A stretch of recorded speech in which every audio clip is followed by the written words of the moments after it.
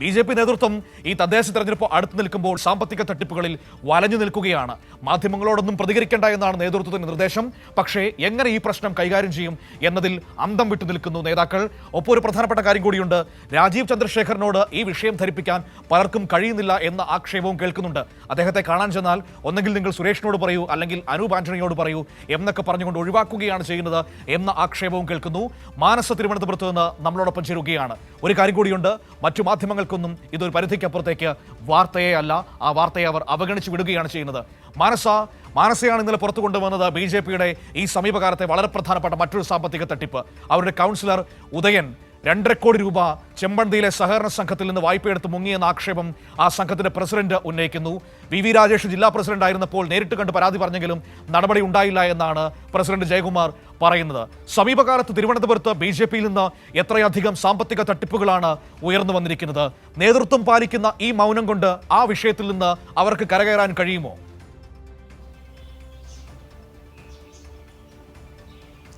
തീർച്ചയായും അത് തന്നെയാണ്. തദ്ദേശ തെരഞ്ഞെടുപ്പ് അടുത്തിരിക്കുകയാണ്. BJP വളരെ മൗനം പാലിക്കേണ്ടി വന്ന ഒരു അവസ്ഥ എന്ന് പറയുന്നത്. കാരണം BJP തന്നെ ഭരണസമിതിയായിരിക്കുന്ന നിരവധി കോപ്പറേറ്റീവ് സൊസൈറ്റികളുണ്ട്. ആ കോപ്പറേറ്റീവ് സൊസൈറ്റികളിലൊക്കെയും തന്നെ നല്ല രീതിയിലുള്ള സാമ്പത്തിക നഷ്ടവും അതോടൊപ്പം തന്നെ തിരിച്ചടവ് നിക്ഷേപകർക്ക് കൊടുക്കാൻ കഴിയാത്ത വിധത്തിൽ അത് തകർന്നു പോയി എന്നതടക്കമുള്ള കാര്യങ്ങൾ മുൻപ് നമ്മൾ വാർത്ത നൽകിയിരുന്നു. അതിന് പിന്നാലെയാണ് ഏറ്റവും ഒടുവിലായി കഴിഞ്ഞ ദിവസം ഈ BJP കൗൺസിലറായ ഉദയൻ കാണിച്ച മര്യാദ കേടുകൊണ്ട ഒരു കോൺഗ്രസ് ഭരണസമിതിയിലുള്ള ചെമ്പഴന്തി അഗ്രികൾച്ചറൽ ഇംപ്രൂവ്മെന്റ് സൊസൈറ്റി നേരിടുന്ന സാമ്പത്തിക ഭീഷണി അല്ലെങ്കിൽ സാമ്പത്തിക സമ്മർദ്ദം ഉയർത്തിക്കാട്ടി പ്രസിഡന്റ് തന്നെ രംഗത്തെത്തുന്ന ഒരു അവസ്ഥ എന്ന് പറയുന്നത്.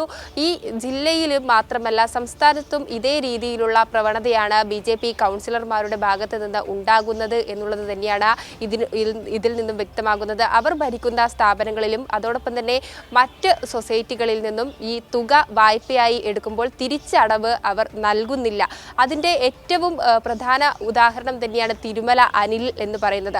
തിരുമല അനിൽ ആത്മഹത്യ ചെയ്യാനിടയാക്കിയ കാരണവും അതുതന്നെയാണ്. കാരണം സംഘത്തിൽ നിന്നും BJP ഭരണസമിതിയുള്ള സംഘമാണ്. ആ സംഘത്തിൽ നിന്നും കൂടുതൽ പേരും, അതായത് BJP സംസ്ഥാന നേതൃത്വത്തിൽപ്പെട്ടവരും അതോടൊപ്പം തന്നെ കൗൺസിലർമാരും ഉൾപ്പെടെയുള്ളവരാണ് അതിൽ നിന്നും വായ്പ എടുത്തത് എന്നുള്ളതാണ്. അവരൊന്നും തന്നെ തിരിച്ചടക്കാത്തത് പിന്നീട് സാമ്പത്തിക സമ്മർദ്ദം ആയി അതോടൊപ്പം തന്നെ ഈ നിക്ഷേപകർക്ക് തുക തിരിച്ചു നൽകാൻ പറ്റാത്ത അവസ്ഥയായി. പിന്നീട് മാനസിക സമ്മർദ്ദം വന്നാണ് തിരുമല അനിൽ ആത്മഹത്യ ചെയ്തത് എന്നതാണ് പുറത്തു വന്ന വിവരം. അത് തന്നെയായിരുന്നു അദ്ദേഹത്തിൻ്റെ ആത്മഹത്യാ കുറിപ്പിലും ഉണ്ടായിരുന്നത്. ഇവിടെ പ്രധാനമായും ചൂണ്ടിക്കാണിക്കേണ്ടത് ഈ നേതൃത്വത്തിനകത്ത് തന്നെയുള്ള ഒരാൾ ആത്മഹത്യ ചെയ്തിട്ട് പോലും പ്രധാനപ്പെട്ട ആരും തന്നെ അതിൽ പ്രതികരണം നൽകുന്ന ഒരു സ്ഥിതി ഉണ്ടായിട്ടില്ല. ഇനിയിപ്പോൾ ചോദ്യങ്ങൾ ചോദിച്ചു ചെന്നാൽ മാധ്യമ പ്രവർത്തകരോട് കയറുന്ന ഒരു മനോഭാവമാണ്. നമ്മുടെ കൈരളി ന്യൂസ് റിപ്പോർട്ടർ സുലേഖയോടും സംസ്ഥാന അധ്യക്ഷൻ തട്ടിക്കയറിയത് അല്ലെങ്കിൽ ചൂടായ സാഹചര്യം നമ്മൾ തന്നെ പുറത്തുവിട്ട ദൃശ്യങ്ങളിൽ കൂടെ വ്യക്തമാകും. ആ ഒരു പ്രവണതയാണ്. അതോടൊപ്പം തന്നെ നേതൃത്വത്തിനകത്തുള്ള ആരോടും തന്നെ ഈ കാര്യങ്ങളിലൊന്നും പ്രതികരിക്കേണ്ട എന്ന നിർദ്ദേശമാണ് നേതൃത്വം നൽകിയതും എന്നത് മനസ്സിലാക്കുന്നു. കാരണം അത് തെരഞ്ഞെടുപ്പിനെ നല്ല രീതിയിൽ ബാധിക്കും എന്നത് തന്നെയാണ് BJPയെ പേടിപ്പിക്കുന്നത് എന്നുള്ളത് തന്നെയാണ് ഇവിടെ പറയാനുള്ളത്. ഒപ്പം സംസ്ഥാന അധ്യക്ഷന് പകരം ജനറൽ സെക്രട്ടറിയായ സുരേഷും അതോടൊപ്പം തന്നെ അനൂപ് ആന്റണിയുമാണ് മാധ്യമങ്ങളെ നേരിടുന്നത് എന്നതും പ്രധാന കാര്യമാണ്. അതായത് സംസ്ഥാന അധ്യക്ഷൻ മാധ്യമങ്ങളെ ഭയക്കുന്നു, അതോടൊപ്പം തന്നെ മാധ്യമങ്ങളുടെ ചോദ്യങ്ങളോട് ഭയക്കുന്നു. ഇത്തരത്തിൽ BJP നേതാക്കളുടെ ഇടപെടൽ കാരണം പുറത്തേക്ക് ഇറങ്ങാൻ പറ്റാത്ത അവസ്ഥ അല്ലെങ്കിൽ പ്രതികരണം നടത്താൻ പറ്റാത്ത അവസ്ഥ തന്നെയാണ്. ഇവിടെ BJP ജില്ലാ പ്രസിഡന്റായിരുന്ന VV രാജേഷിനോട് ഇക്കാര്യം Chempazhanthy agricultural cooperative society president സൂചിപ്പിച്ചിരുന്നു. അതായത് തൻ്റെ സഹകരണ സംഘത്തിൽ നിന്നും BJP കൗൺസിലറായ ചെമ്പഴന്തി വാർഡ് കൗൺസിലറാണ് ഉദയൻ എന്ന് പറയുന്നത്. ഉദയൻ്റെ മകനും അതോടൊപ്പം തന്നെ മകളും ഭാര്യയും ബന്ധുക്കളും കൂടാത്തതിന് ഒരു സഹപ്രവർത്തകൻ, അതും BJP പ്രവർത്തകൻ തന്നെയാണ് എന്നതാണ് രേഖകളിൽ നമുക്ക് മനസ്സിലാകുന്നത്.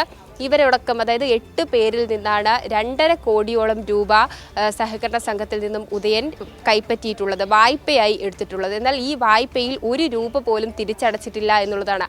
2017 മുതൽ 2021 വരെയുള്ള വർഷങ്ങളിൽ പല തവണയായാണ് ഇത്തരം 8 ആളുകളിലൂടെ ഈ 2.5 കോടിയോളം രൂപ ഉദയൻ കൈപ്പറ്റിയത് അല്ലെങ്കിൽ വായ്പയായി വാങ്ങിയത് എല്ലാത്തിൻ്റെയും രേഖകൾ കണ്ടാൽ തന്നെ നമുക്ക് മനസ്സിലാവും ഉദയൻ എത്രത്തോളം തുകയാണ് അവിടെ നിന്നും കൈപ്പറ്റിയിട്ടുള്ളത് അല്ലെങ്കിൽ വായ്പയായി എടുത്തിട്ടുള്ളത് എന്നുള്ളത്. എന്നാൽ ഇതൊന്നും തന്നെ തിരിച്ചടക്കാതെ നിൽക്കുകയും നിക്ഷേപകർക്ക് ആ തുക നൽകാൻ പറ്റാത്ത അവസ്ഥയിലുമായി ഈ ചെമ്പഴന്തി സഹകരണ സംഘം എന്നുള്ളത്. അത് വലിയ സാമ്പത്തിക നഷ്ടം അല്ലെങ്കിൽ സാമ്പത്തിക സമ്മർദ്ദത്തിനിടയാക്കി. ഇനി തൻ്റെ മുന്നിൽ ആത്മഹത്യ മാത്രമാണ് ഉള്ളത് എന്നതാണ് പ്രസിഡന്റ് ജയകുമാർ സമൂഹ മാധ്യമങ്ങളിൽ, അതായത് പ്രത്യേകിച്ച് ഫേസ്ബുക്കിൽ പോസ്റ്റിലൂടെ അറിയിച്ചത് എന്നുള്ളതാണ്. നമുക്ക് ഇനിയും ഒരു ആത്മഹത്യ കാണേണ്ടി വരും, അതും BJP പ്രവർത്തകർ കാരണം തന്നെ ഇനിയും ഒരു ആത്മഹത്യ കാണേണ്ടി വരും എന്ന ഒരു മുന്നറിയിപ്പാണ് ജയകുമാറിൻ്റെ ഫേസ്ബുക്ക് പോസ്റ്റിലൂടെ പുറത്തു വരുന്നത്. എങ്കിൽ കൂടിയും ഇത്രയും പോസ്റ്റുകളും അതോടൊപ്പം തന്നെ വിമർശനങ്ങളും കടുത്ത എതിർപ്പും അണികളിൽ നിന്ന് തന്നെ BJPക്ക് നേരിടേണ്ടി വരുന്ന ഒരു അവസ്ഥ ഉണ്ടോ എന്ന് ചോദിച്ചാൽ അത് വിരളമായിരിക്കും. ഒരുപക്ഷെ കഴിഞ്ഞ കുറച്ചു മാസങ്ങളിലായി ഇതേ രീതിയിലുള്ള പ്രവർത്തനങ്ങൾ അല്ലെങ്കിൽ ഇതേ രീതിയിലുള്ള വിമർശനങ്ങൾ നേരിടേണ്ടി വരുന്ന ഒരു അവസ്ഥ തന്നെയാണ് BJPക്ക് ഉണ്ടാകുന്നത്. ഇത് തീർച്ചയായും വരുന്ന തെരഞ്ഞെടുപ്പ്, അതായത് 2-3 ദിവസത്തിനുള്ളിൽ എന്തായാലും തെരഞ്ഞെടുപ്പ് തീയതി പ്രഖ്യാപിക്കാൻ പോവുകയാണ്. ഈ തിരുവനന്തപുരത്ത് മാത്രമല്ല എല്ലാ ജില്ലയിലെയും തെരഞ്ഞെടുപ്പിൽ BJPക്ക് ഇതൊരു വെല്ലുവിളി തന്നെയാണ് എന്ന് തന്നെയാണ് മനസ്സിലാകുന്നത്. കാരണം തിരുമല അനിലിൻ അവരുടെ തന്നെ പ്രവർത്തകനാണ്, BJP പ്രവർത്തകനാണ്. അദ്ദേഹത്തിൻ്റെ മരണത്തിൽ ഇതുവരെയും ഒരു നടപടി ഈ വായ്പ എടുത്ത ആളുകൾക്കെതിരെ നേതൃത്വം സ്വീകരിച്ചിട്ടില്ല. അത് പ്രധാനമായും അണികൾ തന്നെ ഉയർത്താൻ സാധ്യതയുണ്ട്.